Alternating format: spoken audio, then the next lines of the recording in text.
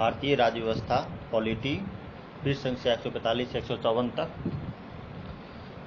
शुरू करते हैं संसद के कार्य से। संसद का कार्य है विधि निर्माण की सर्वोच्च संस्था,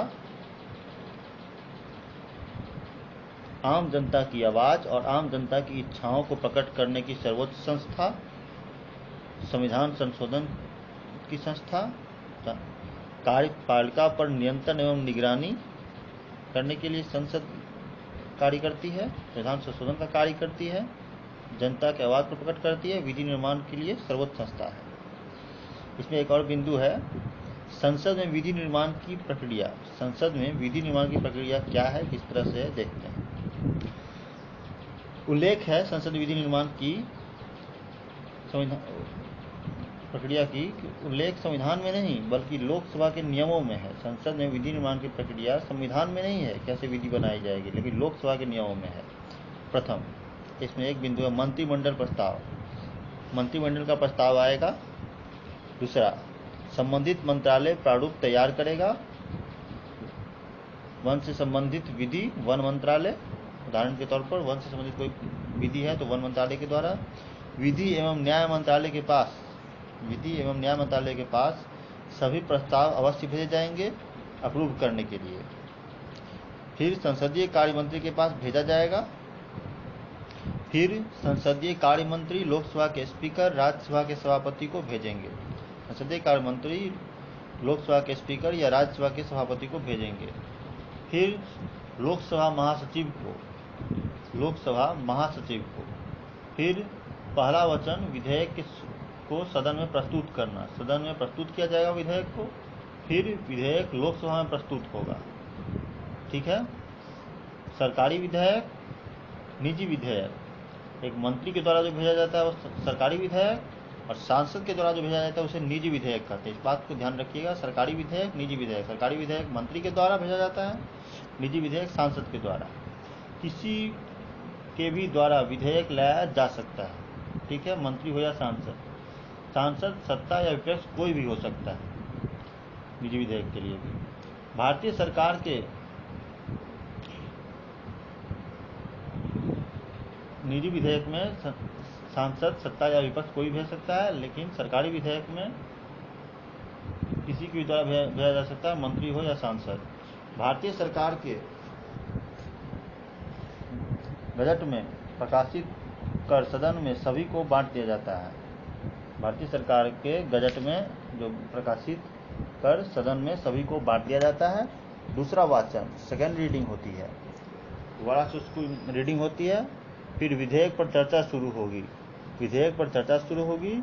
तो उसमें समस्याएं, समयाभाव, सदन के पास समय का अभाव, क्या क्या समस्याएं होती विधेयक पर चर्चा करने में, इसके बारे में अगर आप कहें तो एक समस्या है समय का अभाव, सदस्यों की संख्या अधिक होना, दलीय विभाजन, दलों का आपसी टकराव, सांसदों में विशेषज्ञता का अभाव।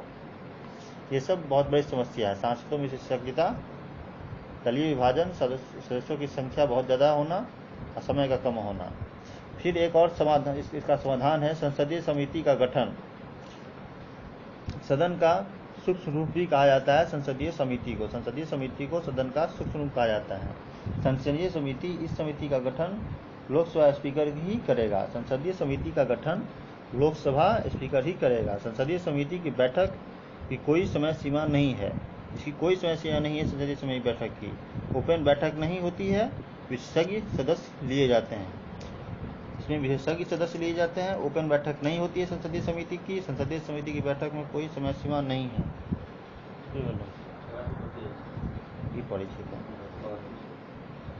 लोकसभा, अगर विधेयक लोकसभा में लाया गया है, राज्यसभा में जाएगा तो राज्यसभा के सदस्य शामिल होंगे। लोकसभा, केवल लोकसभा के सदस्य शामिल होंगे। सदन को विशेषज्ञता प्रदान करती है। प्रवर समिति, सिलेक्ट कमेटी, सभी दलों के सदस्य शामिल होंगे जितना उनका सदन में बहुमत है उसी के अनुपात में। सभी दलों के सदस्य शामिल होंगे जितना उनका सदन में बहुमत है उसके अनुपात में वो सिलेक्ट कमेटी में, प्रवर समिति में शामिल होंगे। संयुक्त समिति में दो है, लोकसभा, राज्यसभा। ठीक है। लोकसभा और राज्यसभा है। लोकसभा सदस्यों की जनसंख्या राज्य से दुगनी होगी, सदस्यों की संख्या राज्यसभा से दुगनी होगी। सभी दलों के सांसद होंगे बहुमत के अनुपात में। ठीक है, लोकसभा में सदस्यों की संख्या राज्यसभा से दुगनी होगी, सभी दलों के सांसद होंगे बहुमत के अनुपात में।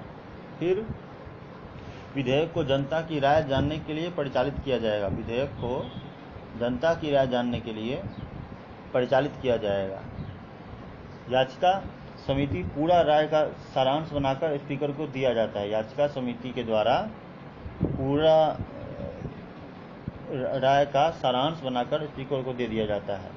फिर विधेयक का खंडशः चर्चा, क्लॉज बाय क्लॉज विधेयक पर चर्चा की जाती है। प्रति क्लॉज पर मतदान होता है, हर क्लॉज पर मतदान होता है। फिर विधेयक पारित होता है। ठीक है, संसदीय समिति के गठन होने पर एक लोकसभा, दूसरा संयुक्त समिति, लोकसभा के अंदर प्रवर समिति और संयुक्त समिति के अंदर लोकसभा राज्यसभा दोनों आती है। ठीक है,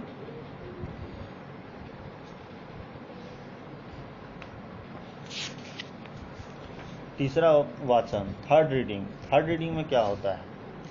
थर्ड रीडिंग में विधेयक को पारित करना, फिर मतदान संपूर्ण विधेयक पर, फिर पहले सदन से विधेयक पारित, फिर दूसरे सदन में विधेयक। ठीक है, पहले सदन से विधेयक पारित हो जाता है, फिर दूसरे सदन में विधेयक जाता है। पहले सदन की भांति दूसरे सदन में भी हूबहू 3 चरण की प्रक्रियाएं अपनाई जाती हैं। और यदि दूसरे सदन में विधेयक को हूबहू पारित कर दिया तो इस राष्ट्रपति की अनुमति के लिए प्रस्तुत किया जाएगा। ठीक है, और यदि दूसरे सदन के विधेयक को हूबहू पारित कर दिया गया तो इसे राष्ट्रपति की अनुमति के लिए प्रस्तुत किया जाएगा। राष्ट्रपति की अनुमति हस्ताक्षर के बाद विधेयक एक्ट बन जाएगा। लोकसभा द्वारा पारित विधेयक पर राज्यसभा ने संशोधन का प्रस्ताव किया तो पुनः इस विधेयक को लोकसभा के सामने रखा जाएगा और यदि लोकसभा इन संशोधनों से सहमत है तो विधेयक को दोनों सदनों द्वारा पारित मान लिया जाएगा। ठीक है, लोकसभा द्वारा पारित विधेयक, राज्यसभा ने संशोधन का प्रस्ताव किया। ठीक है, तो विधेयक को लोकसभा के सामने रखा जाएगा और यदि लोकसभा संशोधनों से सहमत है तो विधेयक को दोनों सदनों से पारित मान लिया जाएगा।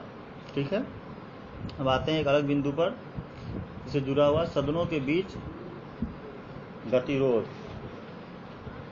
लोकसभा द्वारा पारित विधेयक को राज्यसभा पूर्णतः अस्वीकृत कर दे। लोकसभा द्वारा पारित विधेयक को राज्यसभा पूर्णतः अस्वीकृत कर दे। सदनों के बीच जो गतिरोध होता है उसके उल्लेख संविधान में है। सदनों के बीच गतिरोध का उल्लेख संविधान में है या नहीं है? तो हम कहेंगे हाँ है, उसका उल्लेख संविधान में है। राज्यसभा उस विधेयक पर 6 महीने तक कोई विचार न करे। राज्यसभा अगर चाहे तो उस विधेयक पर 6 महीने तक कोई विचार न करे। लोकसभा द्वारा पारित विधेयक पर राज्यसभा ने संशोधन का प्रस्ताव किया। लोकसभा द्वारा पारित विधेयक पर राज्यसभा ने संशोधन का प्रस्ताव किया जिसे लोकसभा ने अस्वीकृत कर दिया। लोकसभा कई बार राज्यसभा के द्वारा दिए गए संशोधन के प्रस्ताव को अस्वीकृत कर देती है। ये भी संसद के बीच गतिरोध का कारण बनता है। कई बार विधेयक को 6 महीने तक लटका दिया जाता है तो भी ये गतिरोध का एक कारण बनता है। और लोकसभा द्वारा पारित विधेयक को राज्यसभा पूर्णतः स्वीकृत कर दे तो भी एक गतिरोध बनता है। ठीक है, संविधान के अनुच्छेद 108 में यह उल्लेखित है कि दोनों सदनों के बीच विद्यमान गतिरोध को दूर करने के लिए राष्ट्रपति संयुक्त बैठक बुला सकता है। दोनों सदनों के बीच गतिरोध को हटाने के लिए संयुक्त बैठक बुलाया जा सकता है। संयुक्त बैठक कौन से आर्टिकल के तहत बुलाया जाएगा? कौन से अनुच्छेद? अनुच्छेद 108 के तहत संयुक्त बैठक बुलाया जा सकता है, ये याद रखना होगा। अनुच्छेद 108 के तहत संयुक्त बैठक का प्रावधान संवैधानिक है, परंतु संयुक्त बैठक संवैधानिक प्रावधान है, परंतु संयुक्त बैठक के द्वारा राज्यसभा की शक्तियों की अवहेलना हो जाती है क्योंकि संयुक्त बैठक के दौरान प्रस्ताव सामान्य बहुमत से पारित होता है जिसमें लोकसभा का निर्णायक लाभ मिल जाता है। ठीक है, दोनों का साथ में बैठक होता है जिसमें सामान्य बहुमत से पारित हो जाता है और लोकसभा के सीट अधिक होने के कारण उसको लोकसभा का लाभ मिलता है।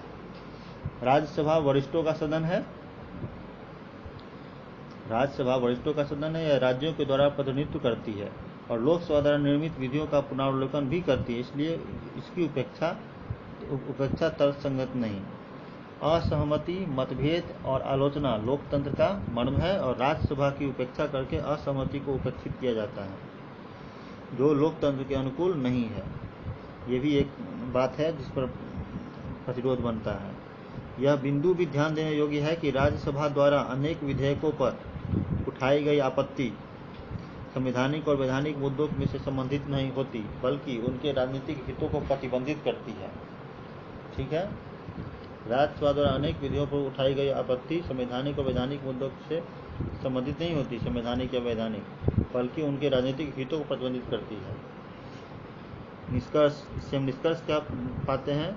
संयुक्त बैठक का आयोजन एक अपवादिक प्रावधान है जो अभी तक केवल 3 बार हुआ है, संयुक्त बैठक का प्रावधान, परंतु सत्ता पक्ष और विपक्ष दोनों को लोकतांत्रिक कार्यशैली से ही असहमतियों का समाधान एवं सामंजस्य संभव है या उसे करना चाहिए। संसद में लोकसभा जनता की इच्छाओं का प्रतिनिधित्व करती है, इसलिए यदि विधि निर्माण में भी उसकी भूमिका प्रभावी हो रही है तो यह संवैधानिक है। इसलिए संयुक्त बैठक संविधान के प्रावधानों के प्रतिकूल नहीं है। एक और बिंदु है, इस पर हम चर्चा करते हैं, संसद का कार्यपालिका पर नियंत्रण। ठीक है, इससे पहले एक और मैं आपको एक पॉइंट याद दूं, किंतु ठीक है, संसदों के बीच गतिरोध में एक बिंदु है, किंतु इस मामले में लोकसभा की थोड़ी सर्वोच्चता भी ठीक ही है, क्योंकि लोकसभा जनता द्वारा निर्वाचित होती है, जो कि राज्यसभा विधानसभा द्वारा। ठीक है, और देखते हैं संसद का कार्यपालिका पर नियंत्रण। संसद का कार्यपालिका पर किस तरह से नियंत्रण है? वित्तीय नियंत्रण। ठीक है, वित्तीय बजट के माध्यम से वित्त मंत्री द्वारा बजट लाया जाता है। 1 फरवरी संविधान में लाने का समय उल्लेखित नहीं है, लेकिन 1 फरवरी को लाया जाता है, लेकिन संविधान में समय इसका उल्लेखित नहीं है।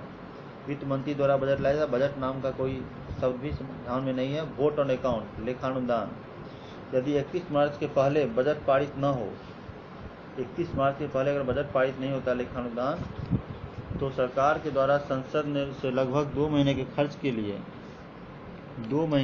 के लिए अग्रिम राशि प्राप्त करती है, क्योंकि सदन के द्वारा बजट पारित नहीं किया गया है। रूल ऑफ लैप्स, व्यक्तगत होने का सिद्धांत, एक निश्चित वित्तीय वर्ष में आवंटित राशि को अगले वित्तीय वर्ष के लिए खर्च नहीं किया जा सकता।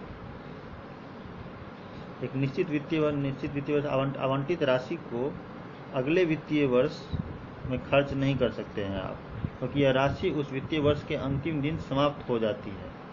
ठीक है, सरकार की निधि क्या है? भारत की संचित निधि, संसद का नियंत्रण, consolidated fund of India, Bharat की संचित निधि, संसद का नियंत्रण होता है। कंसोलिडेटेड फंड पर लोकसभा, पब्लिक अकाउंट्स पर राष्ट्रपति का नियंत्रण होता है। आकस्मिक निधि, कॉन्टीजेंसी फंड पर, आकस्मिक निधि इमरजेंसी है, कॉन्टीजेंसी फंड पर राष्ट्रपति का होता है। ठीक है, राष्ट्रपति, लोकसभा के पब्लिक अकाउंट्स के राष्ट्रपति है, आकस्मिक निधि कॉन्टीजेंसी फंड के राष्ट्रपति है, लेकिन कंसोलिडेटेड फंड ऑफ इंडिया के लिए संसद का नियंत्रण है। संचित निधि सरकार का जो पैसा है, कर, उधार और कंपनियां, जैसे कि ONGC और भी जो हैं, संचित निधि में एक कर हो गया, एक उधार है और एक कंपनियों का जो है। लोक लेखा में जैसे कि LIC। आकस्मिक निधि कॉन्टीजेंसी फंड, निश्चित राशि रखी होती है जो कि संसद तय करती है कितना होगा। निश्चित राशि होती है और वो संसद तय करती है कि कितना होगा, यह कॉन्टीजेंसी फंड। ठीक है, इसे केवल लोकसभा में ही प्रस्तुत किया जा सकता है। इस निधि को, कॉन्टीजेंसी फंड को केवल लोकसभा में ही प्रस्तुत किया जाता है, ये दोनों सभा में प्रस्तुत करने की जरूरत नहीं है। ठीक है, आकस्मिक निधि। तो यही खत्म होता है। हम लोग अगले वीडियो क्लिप में आगे देखेंगे। ठीक है।